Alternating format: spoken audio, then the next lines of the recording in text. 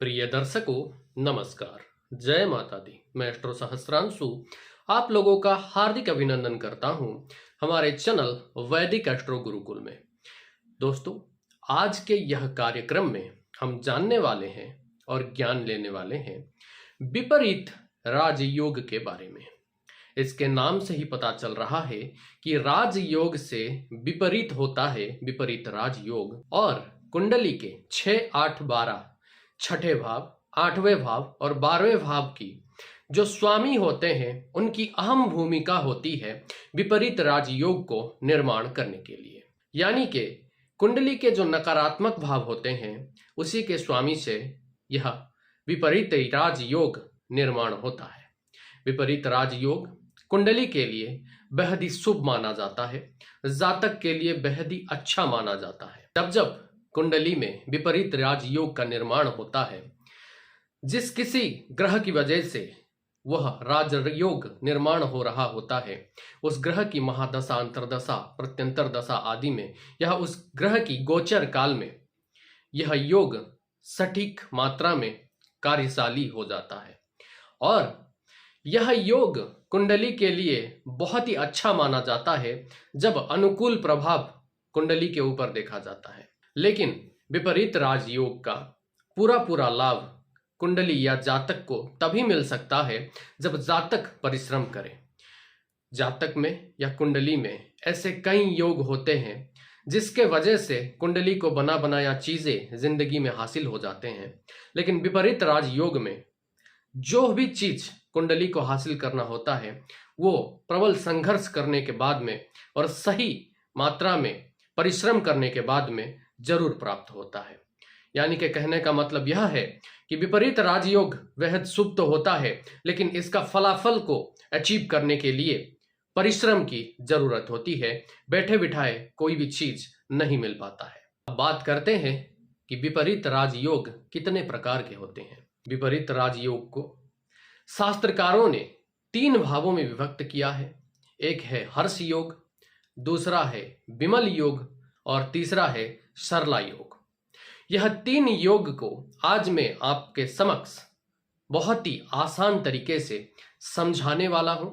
और सिर्फ बातों ही बातों में समझाने से शायद आपका मन में कहीं शंका रह जाएगा, इसीलिए कागज कलम लेकर के एक सेटअप तैयार किया हुआ है। तो चलिए कागज कलम के ऊपर समझते हैं विपरीत राजयोग के 3 प्रकार क्या क्या होते हैं और कब कब कुंडली में उसका निर्माण होता है, और जब उस योग का निर्माण होता है तो क्या क्या फल जातक को प्राप्त होते हैं। प्रिय दर्शकों, आपके सामने हम प्रस्तुत कर रहे हैं 3 खाली कुंडली। यह है प्रथम कुंडली, यह है द्वितीय कुंडली और यह है तीसरा कुंडली। यहां पर ग्रहों के सामने कुछ नंबर हमने लिखा हुआ है तथा सूर्य के सामने 5 नंबर, चंद्र के सामने 4 नंबर, मंगल के सामने 1 और 8 नंबर। यानी कि ग्रहों को कितने नंबर की राशि मिला है वह हमने यहाँ पर दर्शाया है। राशि के नंबर अगर आपको याद नहीं है तो वो चैनल है, उसका पहला वीडियो आप देख सकते हैं। वहां पर हम राशि के नंबर और राशि के क्रम तथा राशि के स्वामी कौन होते हैं, इसको आसानी से कैसे याद रखा जाए, एक सरल फॉर्मूला दिया है जो कि आप आसानी से याद रख पाएंगे। तो उस वीडियो को जरूर चेकआउट करिएगा। तो देखिए यहां पर मंगल के सामने लिखा हुआ है 1 नंबर और 8 नंबर। यानी कि एक उदाहरण देते हैं आपको। मंगल मेष राशि के स्वामी है तथा 8 नंबर यानी कि वृश्चिक राशि के स्वामी है। ठीक उसी तरह चंद्र कर्क राशि के स्वामी है। 4 नंबर की राशि होती है कर्क राशि। 5 नंबर की राशि होती है सिंह राशि। सिंह राशि के स्वामी है सूर्य। तो इसी तरह से यह चीज की जरूरत पड़ने वाली है, इसीलिए हमने इसको लिखा है। तो चलिए हम तीनों कुंडली को अलग अलग लग्न की कुंडली बनाते हैं और समझते हैं कि हर्ष योग, सरला योग और विमल योग कैसे बनता है। तो मान लीजिए यह मेष लग्न की कुंडली है। तो पहले हम यहाँ पर इसके नंबर्स भर देते हैं। ठीक है, 6, 7, 8, 9, 10, 11, 12। अब देखिए यहां पर मेष लग्न की कुंडली है, यानी कि 1 नंबर यानी कि मेष राशि, और मेष राशि जब प्रथम भाव में आ जाता है तो मेष लग्न की कुंडली बन के तैयार हो गई। अब हर्ष राजयोग या हर्ष विपरीत राजयोग कब बनता है? विपरीत राजयोग तो 3 प्रकार के होते हैं, हर्ष योग, सरला योग, विमल योग। तो जातक की कुंडली में हर्ष राजयोग तब बनता है जब कुंडली में छठे भाव के स्वामी 8वें या 12वें भाव में मौजूद हो। ठीक है, तो इस कुंडली में छठे भाव में 6 नंबर लिखा हुआ है। यहां से अगर हम एंटी क्लॉकवाइज गिनती करेंगे तो देखिए ये है 1 2 3 4 5 6, ये है छठा भाव। ठीक है, प्रथम द्वितीय तृतीय चतुर्थ पंचम छठा भाव। छठा भाव में लिखा हुआ है 6 नंबर, यानी कि 6 नंबर होता है बुध का नंबर। देखिए बुध के सामने लिखा हुआ है 3 और 6, तो इस भाव के स्वामी हो गए बुध। तो शास्त्र कहता है छठे भाव के स्वामी अगर 8वें या 12वें में बैठे हो तो हर्ष विपरीत राजयोग का निर्माण होता है। यानी कि अगर बुध यहां पर बैठे हो या 12वें भाव में अगर बुध बैठे हो, इन दोनों में से किसी भी भाव में अगर बुध बैठे हो तो यहां पर हर्ष राजयोग का निर्माण होगा। सिर्फ बुध ही नहीं, छठे भाव में जो भी स्वामी निकल करके आएंगे वो जब 8वें भाव में तथा 12वें भाव में बैठ जाएंगे तो हर्ष विपरीत राजयोग का निर्माण होगा। तो हर्ष राजयोग जब बनता है या हर्ष विपरीत राजयोग जब प्रभाव में आता है तो जातक को स्वस्थ जीवन मिलता है, धन संपत्ति, सुखी पारिवारिक जीवन, समाज में सम्मान और विलासित से पूर्ण जीवन मिलता है। वहीं अगर छठे भाव के स्वामी छठे भाव में ही मौजूद होंगे तो हर्ष राजयोग मान्य नहीं होता है। यानी कि अगर बुध अष्टम में या द्वादश में ना होकर के अपने ही राशि का नंबर जहां लिखा हुआ है वहीं पे बैठ जाए या छठे घर में बैठ जाए तो यह हर्ष योग कैंसिल हो जाएगा, इसको हर्ष योग नहीं माना जाएगा। समझ गए? तो चलिए अब दूसरे कुंडली की ओर आगे बढ़ते हैं और इसको भी बना करके देखते हैं कि यहां पर सरला योग कैसे बनता है। ठीक है, तो मान लीजिए दूसरे कुंडली को हम बनाएंगे मिथुन लग्न की कुंडली। तो पहले घर में आएगा 3 नंबर और उसी के हिसाब से हम आगे बढ़ते जाएंगे। तो चलिए नंबर्स भर देते हैं। अब देखिए 3 नंबर यहां आया, यानी कि मिथुन राशि का नंबर है, तो ये मिथुन लग्न की जातक बन गई। अब यहां पर सरला योग कैसे बनता है? जब कुंडली में 8वें भाव के स्वामी छठे या 12वें भाव में मौजूद होते हैं तब सरला राजयोग बनता है। यानी कि 8वें भाव के स्वामी, इस कुंडली में 8वां भाव है यह भाव। ठीक है, ये वाला जो जहां पर 10 नंबर लिखा हुआ है वह है 8वां भाव। ठीक है, जब इसके स्वामी छठे में बैठे होंगे या 12वें में बैठे होंगे तब बनता है सरला विपरीत राजयोग। तो चलिए अब देखते हैं यहां पर गिनती करके। यह है 1 नंबर का घर, तो 1 2 3 4 5 6 7 8, 8 नंबर में लिखा हुआ है 10।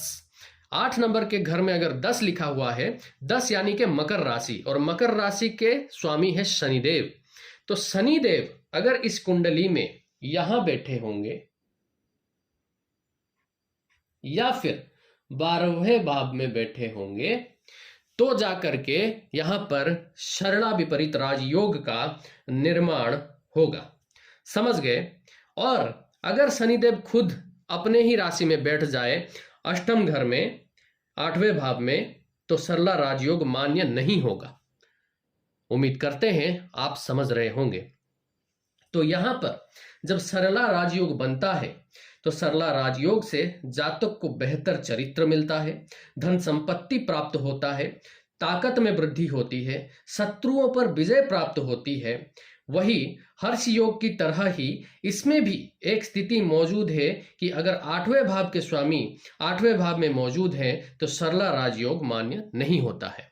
ठीक है, ये मैंने आपको पहले भी बताया हुआ है कि यहां पर अगर खुद शनि बैठ जाए तो यह मान्य नहीं रहेगा, कि यह सरला योग नहीं रहेगा। ठीक है, तो चलिए अब विमल योग को समझते हैं। अब विमल योग को समझने के लिए इसको हम बनाएंगे किसी और एक लग्न की कुंडली। तो चलिए मान लीजिए हम इसको बनाएंगे कन्या लग्न की कुंडली। तो यहाँ आएगा 6 नंबर और वैसे ही एंटी क्लॉकवाइज नंबर बढ़ते जाएंगे। ठीक है, तो चलिए हम नंबर्स भर देते हैं, यहाँ पर राशियों को भर देते हैं। राशि यहाँ पर हमने लिख दिया है। अब प्रथम घर में 6 नंबर की राशि है, यानी कि ये कन्या लग्न का जातक बन चुका है। अब कन्या लग्न का जातक अगर ये बना हुआ है तो इसका 6ठा भाव है ये, 8वां भाव है ये और 12वां भाव है ये। तो विमल राजयोग या विमल विपरीत राजयोग तब बनता है जब 12वें भाव के स्वामी, 12th हाउस के स्वामी जब 8वें या 6ठे भाव में मौजूद होते हैं तो विमल राजयोग का निर्माण होता है। यहाँ पर 12वें भाव में 5 नंबर लिखा हुआ है और इसके स्वामी हो गए सूर्यदेव। 5 नंबर यानी कि यह हो गया सिंह राशि और सिंह राशि के जो मालिक ग्रह हैं वो है सूर्यदेव। अगर सूर्यदेव 12वें भाव के स्वामी हो गए, जब सूर्यदेव 8वें या 6ठे भाव में आएंगे, यानी कि जब सूर्यदेव यहां आएंगे या फिर यहां पर आएंगे तो यहां पर विमल राजयोग का निर्माण होगा। ठीक इस 2 योग के तरह अगर 12वें के स्वामी 12वें में ही बैठ जाए, यानी कि अगर सूर्य या रवि अपने ही स्थान पर बैठ जाए तो यहां पर विमल योग नहीं बन पाएगा। ठीक है, अब बात करते हैं विमल योग जब बनता है इसके शुभ प्रभाव से जातक को धन संपत्ति मिलता है, अच्छा चरित्र मिलता है, ताकत में वृद्धि होती है, आध्यात्मिक शक्ति भी बढ़ जाती है और बहुत सारे शुभ परिणामों की भी प्राप्त होती है। ठीक है, तो यही है विपरीत राजयोग और उसके 3 प्रकार। आशा करते हैं आप यह चीज को अच्छे से भलीभांति समझ गए होंगे। अब अगर आप हमसे परामर्श लेना चाहते हैं तो यहाँ पर हमारा नंबर दिया हुआ है, यह नंबर पर आप व्हाट्सएप करिए तथा कॉल भी कर सकते हैं और हमारे जो मैनेजर हैं उनके साथ जब आपका बात होगा और आप कंसल्टेशन फीस भरेंगे तो उसके कुछ ही समय के बाद वेटिंग पीरियड रहता है, कभी कभार 2-3 दिन का, कभी 4-5 दिन का, कभी 24 घंटे का भी वेटिंग पीरियड रहता है। अलग अलग समय में अलग अलग समय का वेटिंग पीरियड रहता है। तो हमारा आपके साथ वार्तालाप होगा और आपके कुंडली के रिगार्डिंग जो भी क्वेश्चन आपका होगा उसका हम आपको सटीक उत्तर प्रदान करेंगे, आपका कुंडली का विश्लेषण कर देंगे। तो दोस्तों धन्यवाद वीडियो में बने रहने के लिए और एस्ट्रोलॉजी के लिए अपने जिज्ञासा को जागृत रखने के लिए। अगले वीडियो में आपके साथ फिर से ऐसे ही डिजिटल माध्यम से मुलाकात होगा, इसीलिए हमारे चैनल को आप सब्सक्राइब कर दीजिए तथा वीडियो को लाइक करिए और एस्ट्रोलॉजी में रुचि रखने वाले लोगों के साथ यह वीडियो को शेयर जरूर करिए। तो दोस्तों धन्यवाद इस वीडियो में बने रहने के लिए। चलिए मिलते हैं अगले वीडियो में, तब तक के लिए अपने इष्ट के ऊपर भरोसा बनाए रखिए, आध्यात्मिक बने रहिए। आपको हमारा सहृदय प्रणाम। जय माता दी।